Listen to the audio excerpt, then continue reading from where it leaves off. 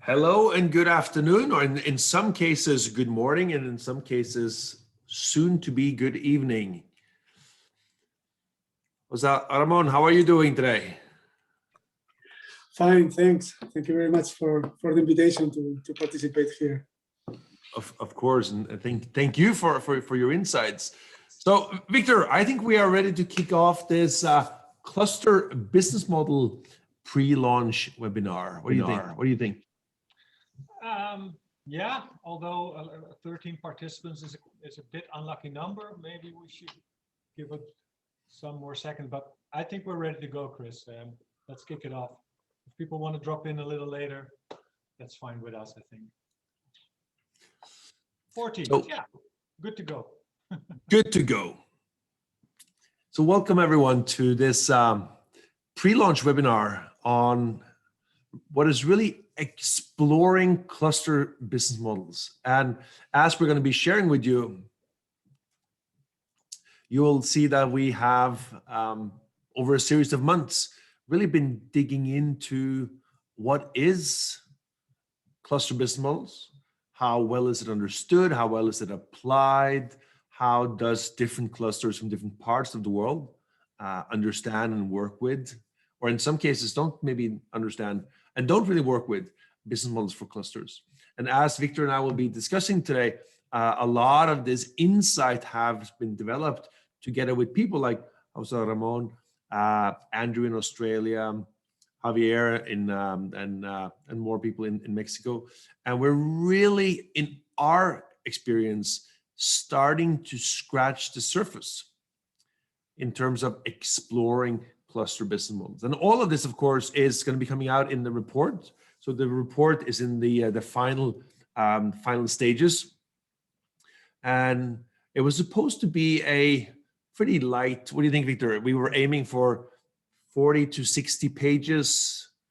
Yeah, something like that. And then we send out some questionnaires and some input from different cluster managers around the world, and then this use cases came in, and we thought, oh, this is really big.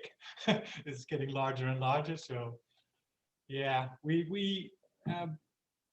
I think we were a bit struck by the amount of input that we received, and now for you and me, it's more the challenge is more in, okay, how can we combine all this knowledge and experience together and make it really a handsome report. That's the challenge now, but we're well on the way. So we want to use this opportunity also to maybe give you some insights where we are now, and then also when the report is coming out.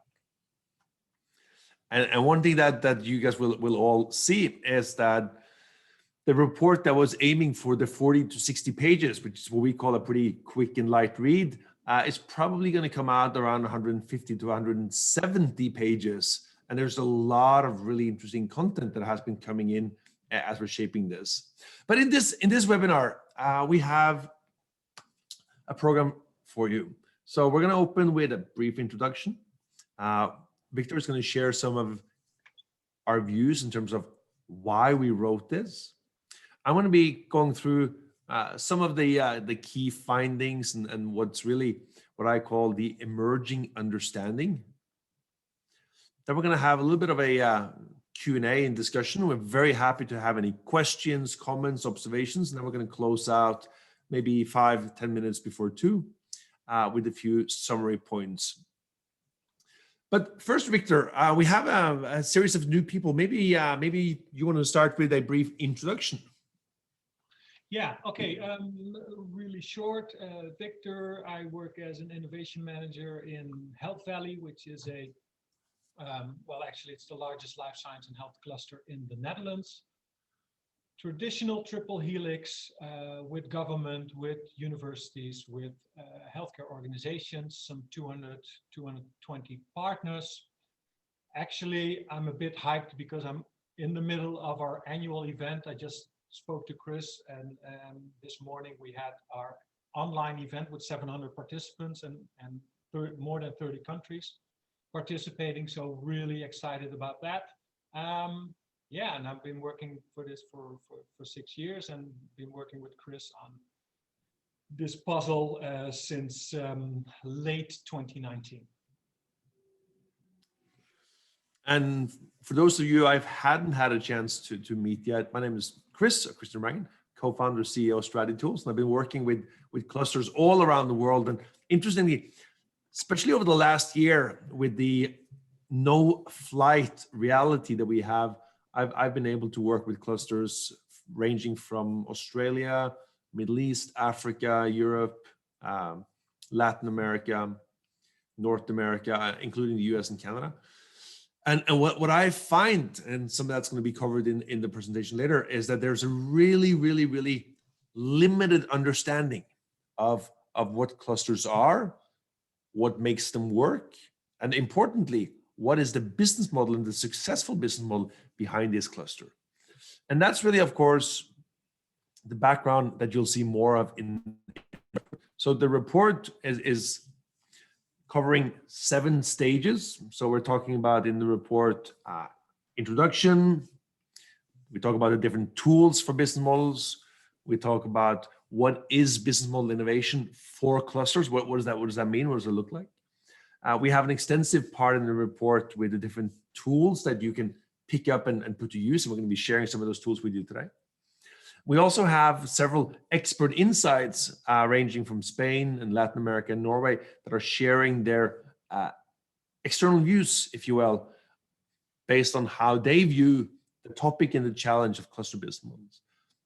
We also have right now 5 case studies with different cluster managers around the world are really sharing their insights and experience. And then finally, towards the end, we look at, well, what should a cluster manager do? Like, where do I start if I want to work with cluster business models? And we talk about the future in this area. So, Victor, let me just ask you a quick question here. You know, as we've been diving into this topic, if you're going to pinpoint one thing that has really stood out as the most interesting to you, what would that be out of all the content? Of all the content that we received? Wow. Well, we had really interesting input from Andro from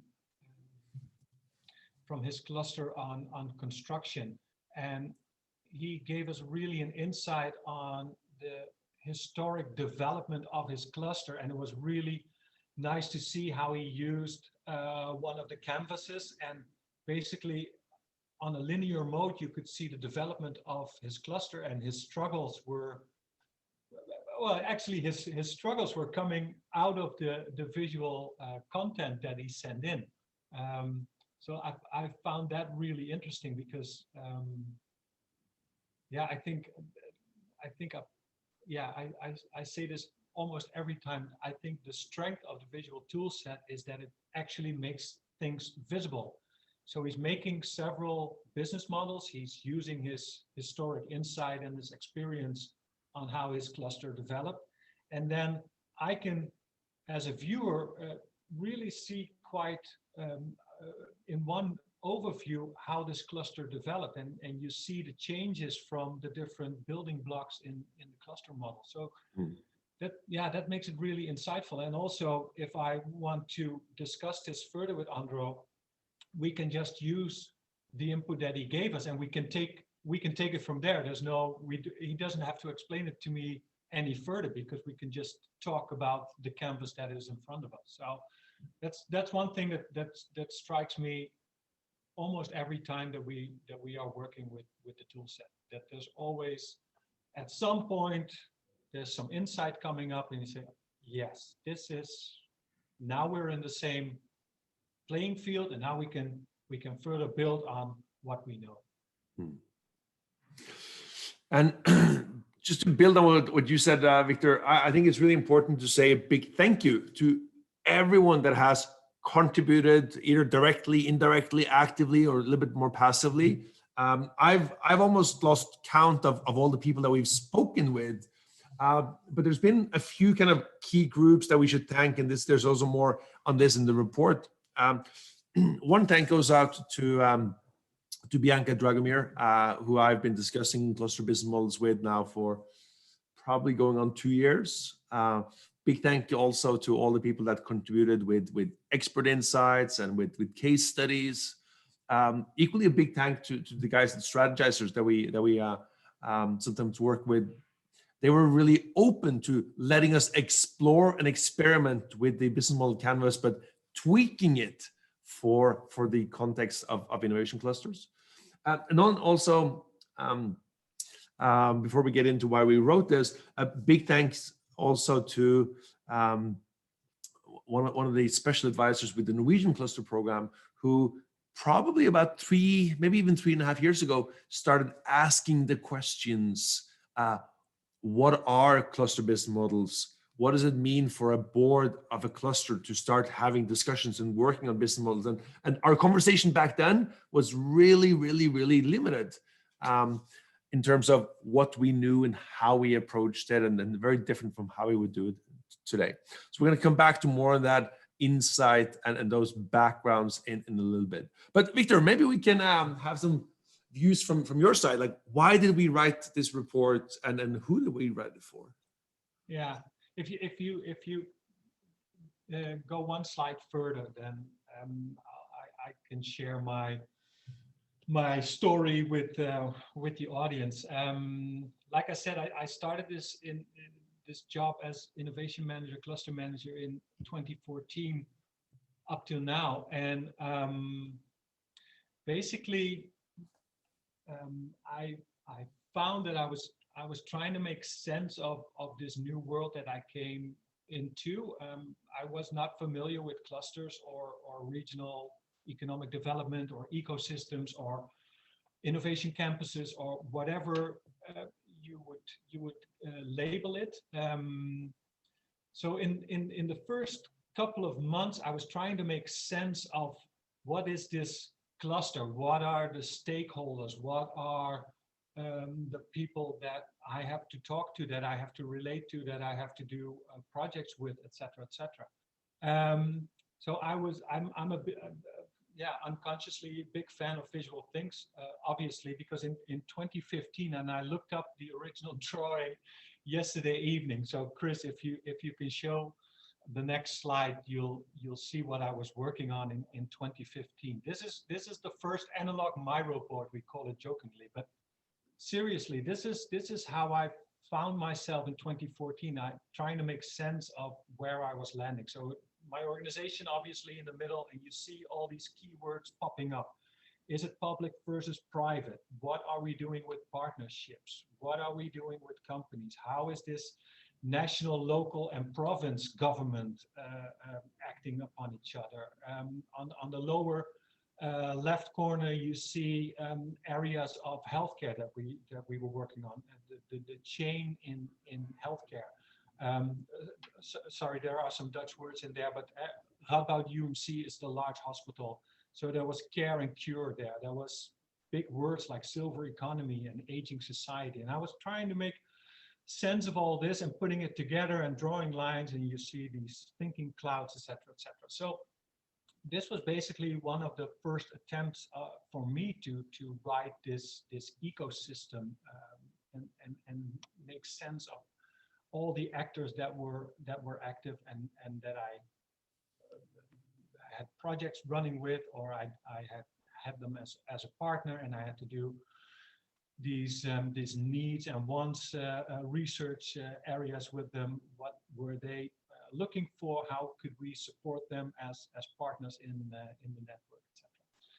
And from this first attempt, if you go to the next slide, I obviously made a digital version, and here you see some more names of all the stakeholders that were in the network a couple of years ago. So a large quantity of healthcare organizations, some other networks like Food Valley, the University of Wageningen, the Science Park is in there. So there were 7 or 8 science parks or other campuses in there. There were 6 or 7 healthcare hospitals, some other development area. OostNV is the regional development agency. We had some practical things in field labs, really piloting healthcare innovations in real life. So this was coming coming along quite nicely, and we tried to make roles and lines on what they were doing. Were they supporting? Were they network? Were they an innovation program? Was it business development, real estate, etc., etc.? So trying again to make sense of it all, and putting stuff together. And then it took quite some time before I ran into the set of strategy tools. And if you take the next slide, Chris, and I also explained it to you earlier last week. For me, this triangle really made it click for me, because it refers to the traditional triple helix organization that most of these people in the cluster world know, but connecting it now to ambition, strategy, to structure and government, and the business model and financing, it helps the discussion of how can we make sense, how can we take it a level further and make sense of this cluster area, not only for people in the cluster itself, but also if you're trying to explain a cluster on a birthday party, good luck. Huh? It's rather difficult if people are not familiar with it. And again, what I find so strongly, if you go to the next slide, Chris, now we are at the point where we are actually connecting the different canvases to this triple triangle. And this is now to a point where we can use the canvases in the discussion, and we can also help clusters, give them some sequence. I think they're also looking for some sequence in steps that they can take to make sense of their own cluster. So now you could basically start anywhere in this triangle, but I really feel that if you go to strategy and ambition, and you work out those two canvases, and later on you're working on the finance side, or you're working on the structure side, or in any other sequence, it will help you at least to get one overall view of where your cluster is, and also where you can take your cluster. So it's not only a snapshot of a freeze frame of your current situation, but it also helps you to basically immediately have some project steps that you can take along the way and say, okay, this is where we are now, and I will put it on the wall. I have my own Health Valley business model here on the wall, and it's just to remind you more or less every day or every week, okay, is the situation still as is, or has something changed? And if something has changed, then you can just take that canvas again and say, okay, what has changed, and what does that mean for the cluster development in itself? So why we wrote the report, really to not only for us to make more sense of the world that we're working in, for me, myself, but also to help other cluster managers and other people in economic development and regional development, to at least give them some guidelines on where they can start, and that they can work consistently through a number of steps, and that will help them make more sense.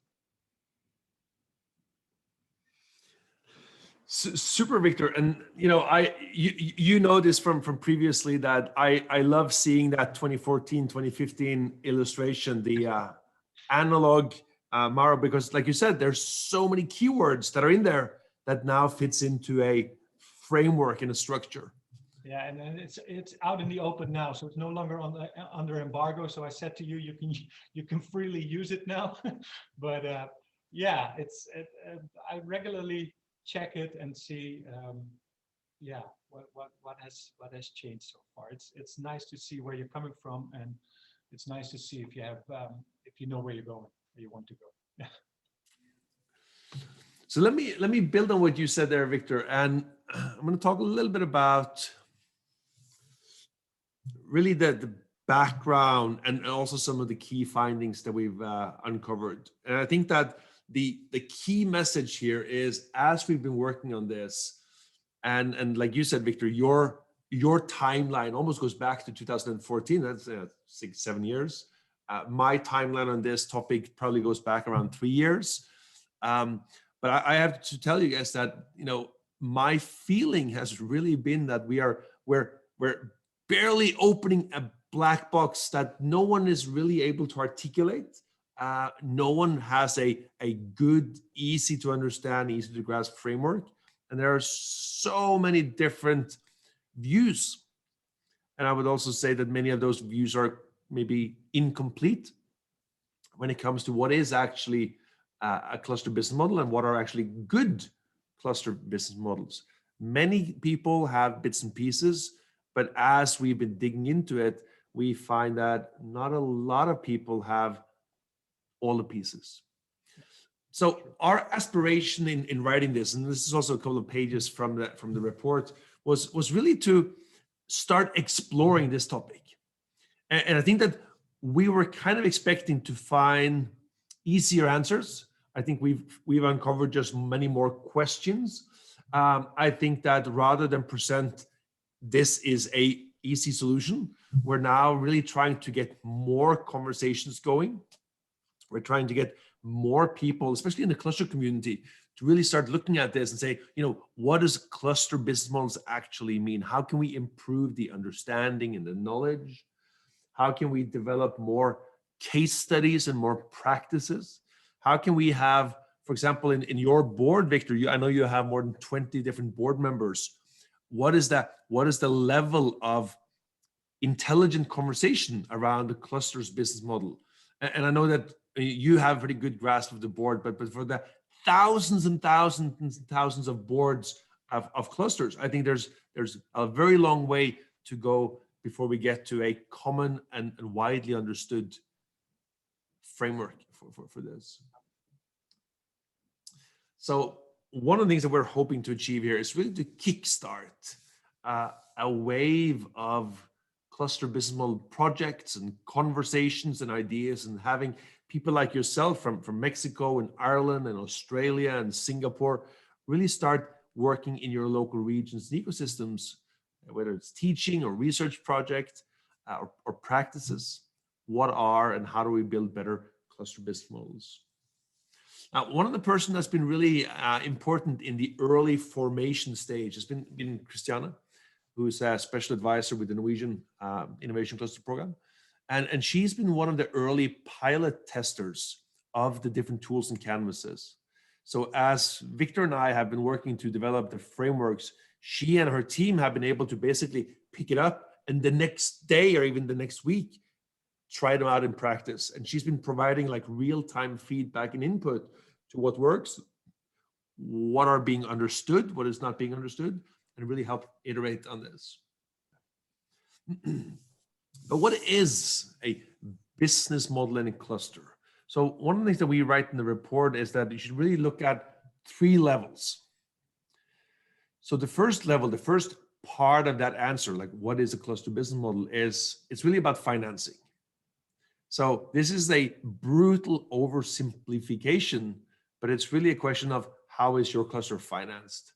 What is coming from public sources? What are coming from private sources? What are coming from project sources?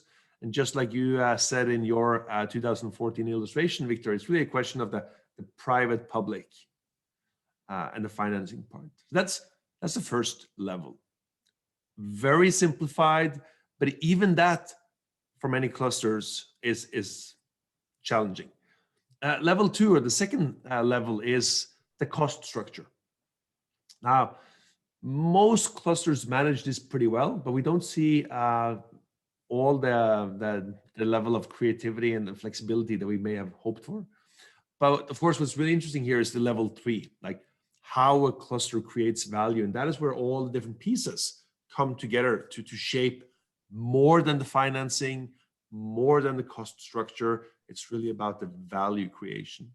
And in the report, we outlay and work through 4 different canvases. So in the report, you will see that we have different types of cluster business models, tools, and canvases. So we have what we call the cluster business model evolution map, which is really how does a cluster change its business model step over step or time. And I think you mentioned this really well, Victor, when you talked about the work that Andro and his team has been doing, because you can basically see how that cluster has evolved almost organically, the business model evolution over time. Then we have the cluster business model canvas. We have the cluster financing model, and we have finally the cluster business model map. Now, one of the things that we've been trying to do is to keep it simple. It's easy to do this, make this complicated. It's more challenging to make it simple. And one of the ways that we do this is actually by this picture right here. I've been using this picture with a couple of board members recently.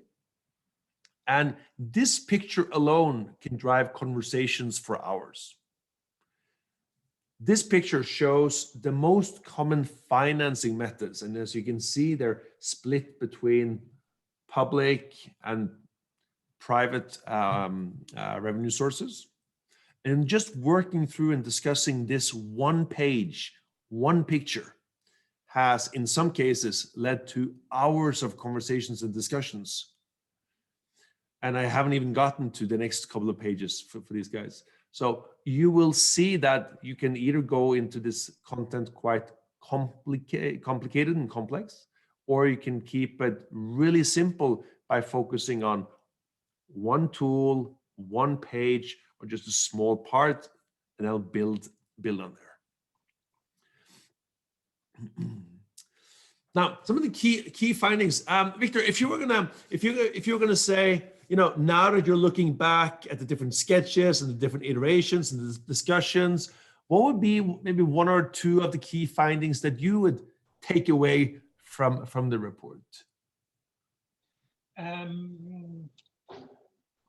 I would say that, well, basically we find, like I said before, we find a lot of struggle, and people are struggling with the same type of piecing the puzzle together. So that makes it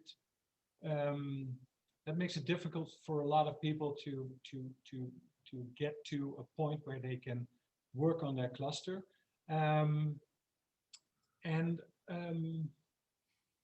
I think what strikes me the most is while we were researching all of this, and also I found myself digging deeper in the theory of ecosystems, etc. Ecosystems is a word that is used for a lot of things, and it makes it's very necessary to discuss what ecosystem you're actually talking about. Just this morning, somebody was coming out of a meeting at the Health Valley event saying, I'm building the ecosystem of healthcare providers and apps, etc., etc. So ecosystem is different to a lot of people, a lot of things. And if we're using it in a cluster sense of the word, I've also heard people say, yeah, but ecosystem has to do with business, has to do with companies, etc. And that is true, but ecosystem is also coming from a biology standpoint where parts of the system interact together to make it a living thing. And the reasoning is somewhere in the middle. I think it's a living system, but you also have to have some sort of a business sense and bringing it in together. And you cannot do one thing next to another. So I find that we can use this report to further the discussion on what is the ecosystem, what is the cluster, and how can we make sure that everybody understands the same level of discussion. Yeah. And also, as we've been sort of getting into the final editing stages, one of the reflections I have is that this whole topic is massively underdeveloped. I mean, I've talked to faculty members that teach innovation clusters at a master and executive level. I think they just between you and me, Victor, they probably just dodged the bullet on trying to answer the question.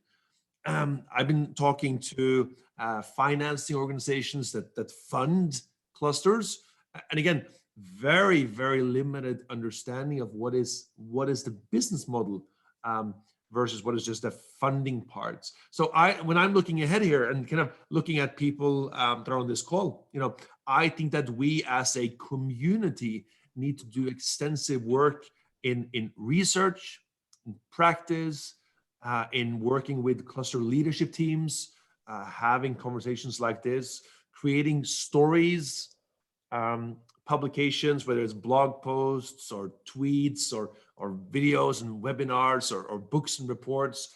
We need to develop more tools and we get more people comfortable using the tools. We need to develop the success stories. And one of the success stories that I'm looking forward to sharing from the report is actually something that Andrew from Australia wrote, because he is probably the only cluster that I've seen that has SoftBank as an active member of the cluster on the venture capital side. Whereas the majority of clusters, not all clusters, but the majority of clusters don't really know how to work with it and engage the capital side of the cluster. But I think the biggest shift in the coming weeks and months is going to be what people like yourself are doing with regards to working with cluster business models in practice. And to enable that, in the report, we have a few sort of simple recommendations. And one of those recommendations is keep it simple, or keep it simple stupid, because as I have been presenting some of this material out, I very quickly realized that people are struggling with the concept. So like you said, Victor, I've been really pleased to see how people understand that cluster business models is just one of the pillars that you need to work on from a cluster management point of view. So obviously a cluster needs to have a ambition or maybe a vision. It needs to have a strategy, how we're going to get there. It needs to have a structure and a governance model, but it also needs to have a really good understanding of what is our business model and financing model today, and how is that going to change as we move into the future. Now, I have seen very successful clusters completely just wither and die because they never got into the business model part, because they were so focused on the other elements of this triangle. And it's just like you said, we have, no, go ahead. Yeah, sorry. It's a bit like the discussion that we had 2 days ago on the view of strategy. I think also, I wish every cluster, I wish them the conversation along the triangle and along these only these 6 canvases, and you can work from there. But what I mean is, because I think a lot of the clusters are also tied into the political cycle of every 2 or every 4 years, and then there's a planning and there's a program and a project. And I wish that clusters would, in that sense, be a little more like a business and have their updating cycle a little quicker, and this they can use to at least start that cycle or start the conversation about it, and then work from a strategy. And if they get the concept that strategy is a living thing and they need to more quickly adapt to the changing strategy around them, I think then we're really getting to a place that we want to go. Yeah. And one of the things that you guys will see in the report is, well, how can we use this in practice? So we have created several scenarios or modeling where, well, what would a cluster CEO do if he or she was engaging with a board, for example? What would be the focus, or what would be the perspective of the board if the board was going to work on these questions? And here in this example, you'll see how a cluster CFO could work through some of the canvases to make sure that, in this case, he has a better understanding of the financing model, a better understanding of how we can fund more of the cluster work private, and also a better understanding of how the business model is changing or needs to change. And this is just one of the examples that you'll see in the report. But we also have, kind of building on some of the insights that we've gained, so we show different examples, and then we're going to get to some of the case studies. So here, for example, we have a very heavily publicly funded cluster, while in this case we have a much more national public funding cluster. And of course, in many parts of the world, including many European countries, this would be yes, of course, this is how we do it, because this is our paradigm of how we choose to fund clusters. But Victor, if I just show you this one, how does this, from a cluster business model, high level, how does this look different from the other two? Yeah, this is the ongoing discussion that next to the business model, the other really big discussion that we're having is how the triple helix is moving more to a pentagram model. And we need another webinar for that one, but really in short, I think classic cluster organizations need to get a sense of building more entrepreneurship and building and using more capital into the development of the cluster. And this is one of the business models where you are aligning more with venture capital and more on how can we use startups and scale-ups into fast tracks to IPO. And that really, I think, also in other discussion that we had over the last year, is something that is really uncharted territory for most of the clusters. I think 2 slides back where you said chief financial officer, I think a lot of the viewers and participants go, oh, chief financial officer, yeah. Do we have that? I'm not sure. So there's a lot of building blocks that some clusters do have, and I think most clusters don't. And that's the interesting part of the discussion. Equally interesting is this example here. And Victor, this is a little bit different than the previous ones, but what do you think that most clusters see in this picture?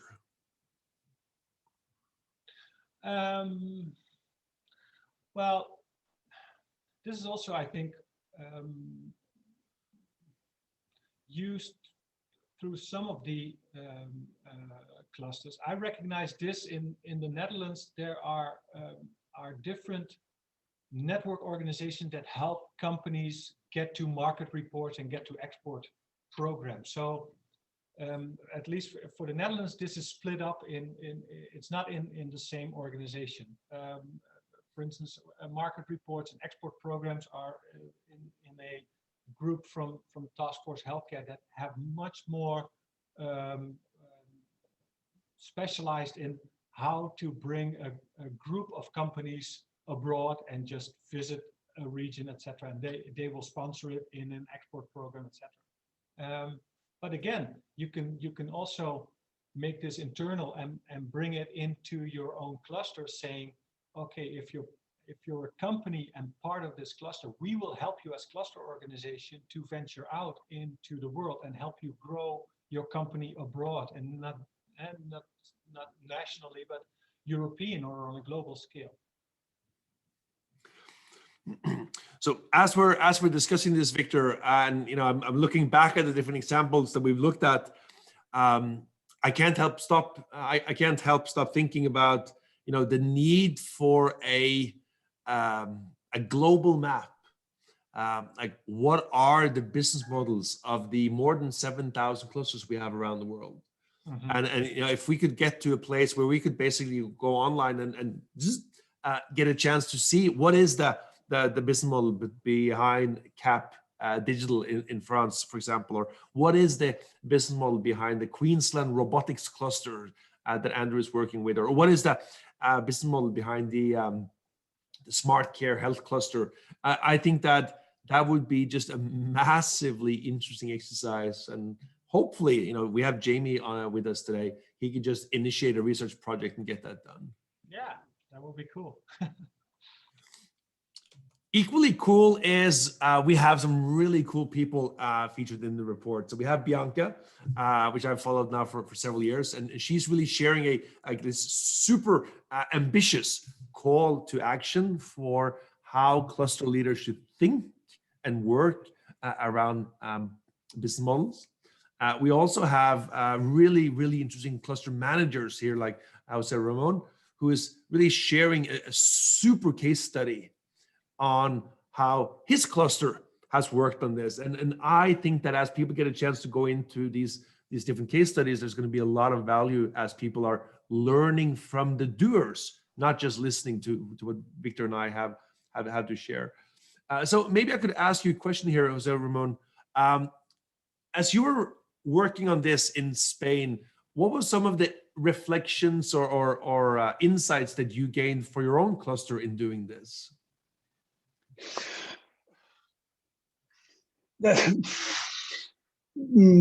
Many different models of business model cluster from our side.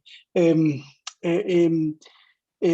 depend on the cluster policy in Spain that is completely different to other countries. We have to gather the commitment of the members in order to pay membership fees to keep the sustainability of the cluster. That's as key for develop the initiatives, the ideas, the projects, and to move forward the strategy of the cluster. For us is crucial, and we waste a lot of time working in this part and not in the development this kind of strategies and the core value, the core activities for us. So we have clusters with a less number of members than in other countries, but probably more committed in the initiatives and in the strategy of the cluster organization. Yeah. No, I mean, I think it's super interesting to get the kind of insights that you share in your story, and equally we have from Mexico and Javier and maybe I can ask you guys, as you were working on the Monterrey Aero cluster, what was some of the insights that you gained from developing this case? Well, maybe I can just give an introduction, but I think that Claire is here, which is actually the manager of the cluster. But I think that, again, as Victor was saying, I think there are so many concepts around a cluster and the difference with the companies that maybe one of the first steps is to try to make sense of all those, right? Because otherwise, I mean, I think at the beginning were just so many discussions and just going around the same things. But as soon as you have like a visual tool, I mean, it's easier to try to just put the right concepts in the right spaces.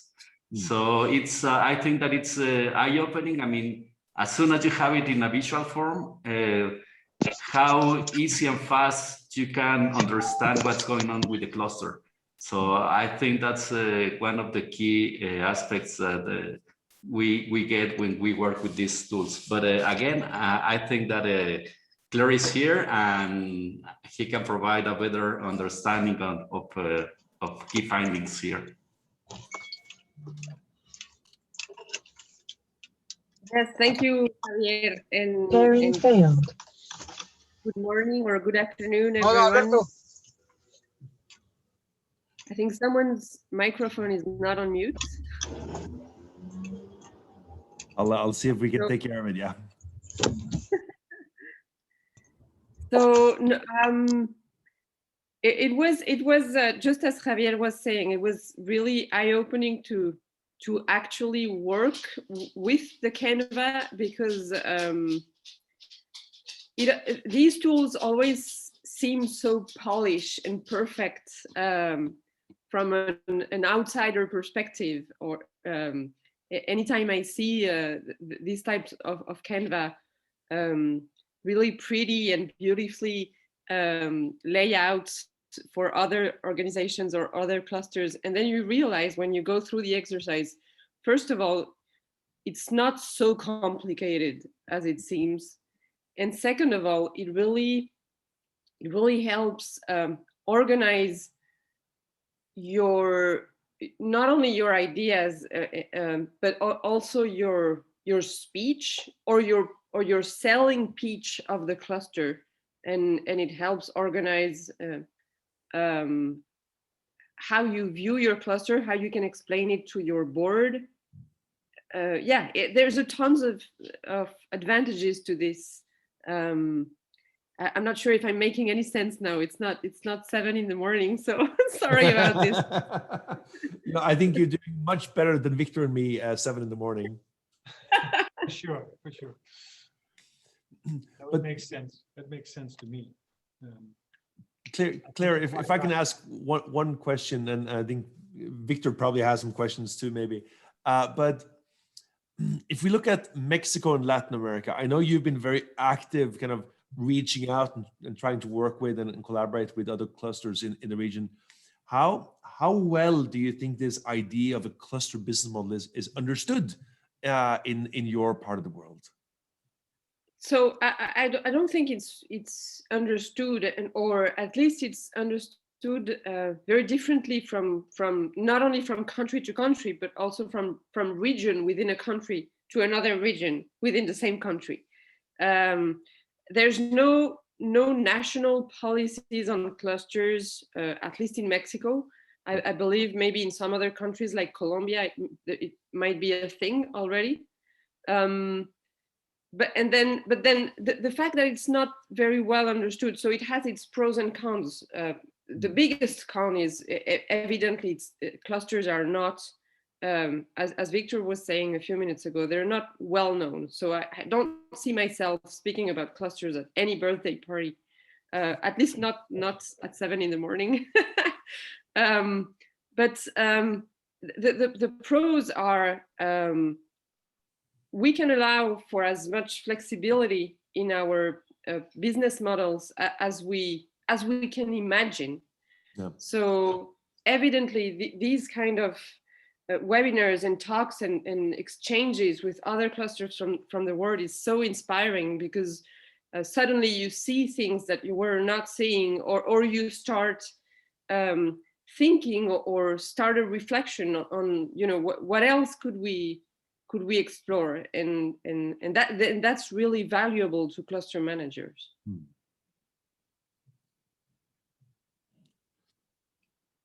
I think that's a great point. And just building on what you said, after working on this now with Victor and doing all the interviews and conversations and presentations that we've done, my gut feeling is that maybe 6-7% of the clusters have a good understanding of this.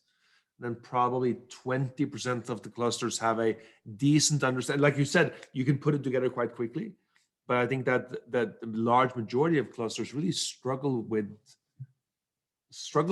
this concept, and as a consequence, they're not able to make the good choices in terms of how do we finance the cluster, how do we work on the cost structure, and then how do we create value from a cluster point of view. Claire, thank you very much. And I know we're currently in an English language version, but I'm hoping that we'll have a Spanish language version something in the future. And then probably we're also going to be having other languages as we proceed. We'll see. Thank you. Victor, we are now in the final stages of developing the report, and my really key message for everyone here is that we have learned so much. We are learning so much, and my key learning, if I can use that phrase, is really there is so much work needed in this area. And again, both from a research point of view, from a practicing, working with leaders, working with the boards, creating these conversations, publications, whether it's short blog posts or it's extensive case studies, more tools, more success stories, more teaching, and also how you guys do it. And maybe I can ask a question of Jamie, if you're still here. Maybe not all of you guys know Jamie, but he recently published his book and completed a PhD on clusters. And if you're here, Jamie, I'd like to hear, based on the work that you have been doing, how have you seen the concept of cluster business models from your side of the table? Cheers, Christian. Hello, everyone from not so sunny Ireland. Yeah, look, I think from an Irish context, Christian, and this came off the back of the cluster acceleration program that we met in Frankfurt 2 years ago now. There's been a big emphasis around the use of the word cluster without a real impact on the development or building of clusters. Yeah. So we've talked about clusters for nearly 29 years. And the understanding of education around clusters is still very ambiguous to a lot of policymakers. But on a plus side, the government, so under Project Ireland 2040, administered by Enterprise Ireland, who fund and support the internationalization of SMEs and startups from an Irish context, put 4.6 million euro in 2019 forward for the development of 12 clusters. And I'm now managing one of those, so IDEUM, the Irish Digital Engineering and Advanced Manufacturing Cluster.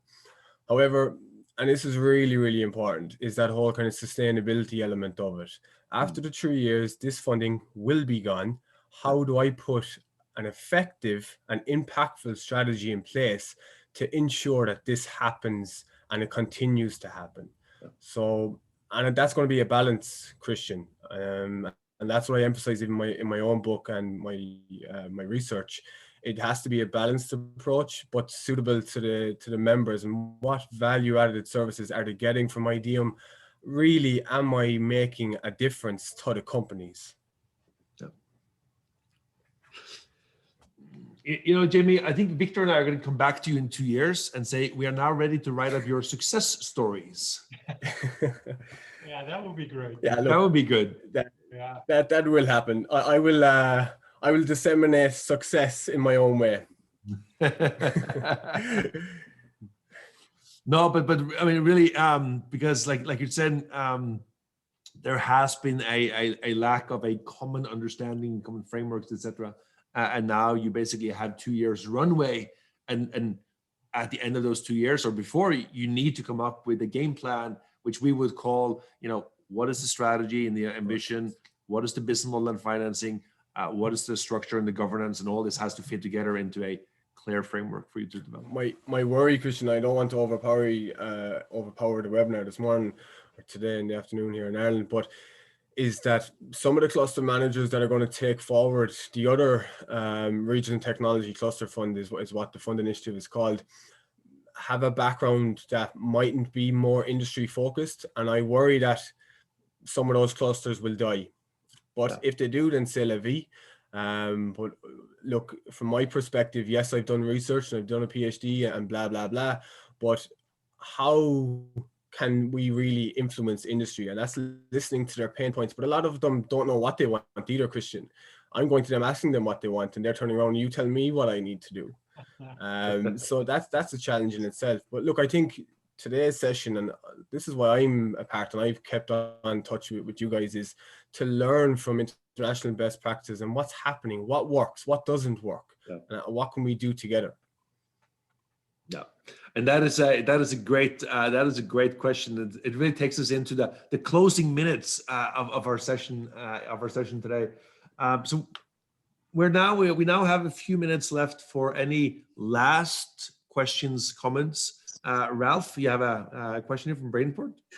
Yes, well, what puzzles me a bit in this discussion is, and we talked about it one-on-one already, that's the perspective from which this is approached. And a lot of the questions from my perspective come from looking at different areas to a cluster.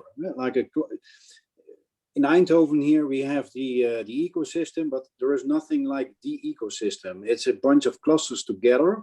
Some things in the ecosystem are specific for a cluster, but some things are generic for the ecosystem. And that kind of a level of perspective I'm missing a bit in this discussion, because if you want to build a model for this, you have to build it up from the company, the clusters, the ecosystem or ecosystems, and then so on. So depending on which level you look at, you will find a different business model. And that's still puzzling me a bit. But it's interesting to see and to hear and to learn from all the other input you get here. But that's what I just want to add. And I think Yeah. I think that's interesting to find a way to structure that a bit, because that would also help to structure the discussion, I think. I think that's a great comment, Ralph. And I think it goes back to what Victor talked about previously in terms of, the different interpretations. What is a cluster? What is an ecosystem? What is a triple helix? What is the pentagram? And to quote Victor, that's a whole different webinar. But it is a very, very important question, obviously, yes. It's like in science, you have to have a definition. So if you do not agree on the definition at first, you're looking at all kind of different definitions. Absolutely. And you don't understand each other.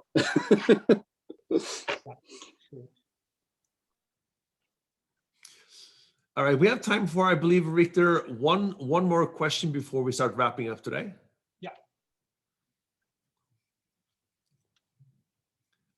Ooh. Well, maybe we can use that to really start closing out. So to summarize, I think that both Victor and we've had a really steep learning curve.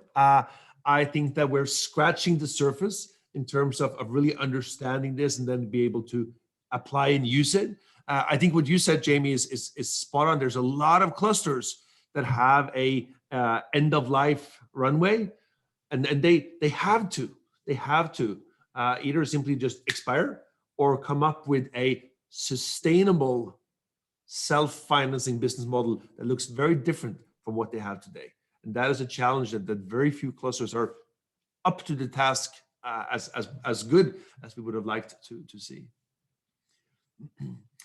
So, Victor, we have the report almost ready to go. We have a little bit of final design work and editing work before it's ready. What would you say should be the key takeaway for people when they start reading the report? What do you hope they get from reading it when they get it later this month?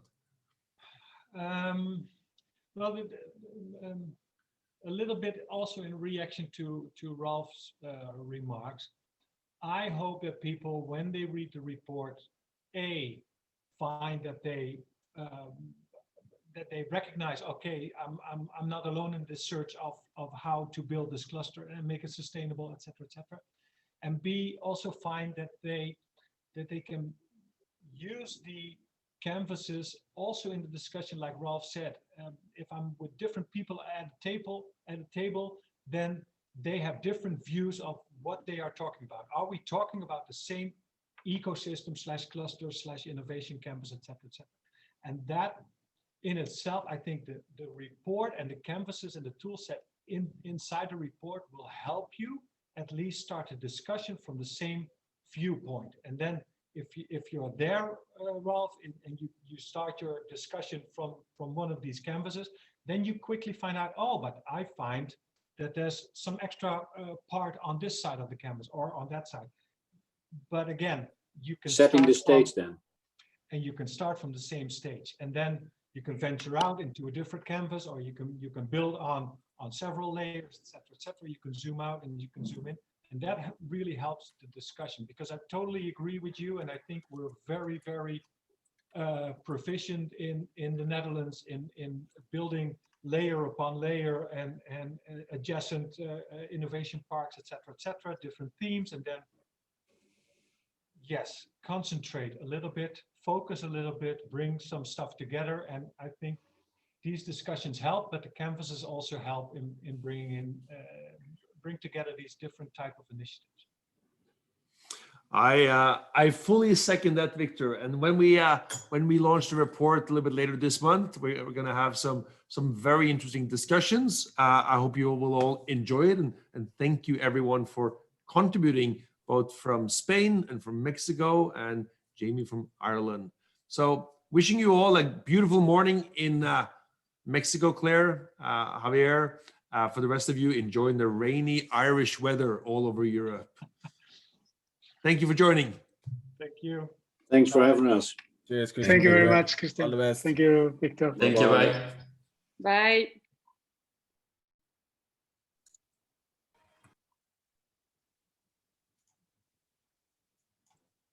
Okay, we're still up. Everybody's Becky gone. Most of them are on. All right. Yeah.